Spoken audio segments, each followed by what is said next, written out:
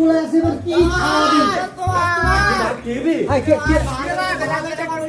আরে আর কি বলো, তোমরা চলে এলে শালা শয়তানের নাম লিখে শয়তান চাই। আচ্ছা ঠিক আছে তাহলে আস, ঠিক আছে ঠিক আছে ঠিক আছে ঠিক আছে ঠিক আছে আসো।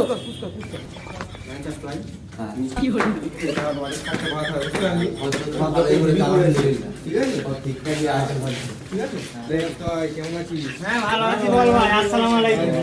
বল বল বল।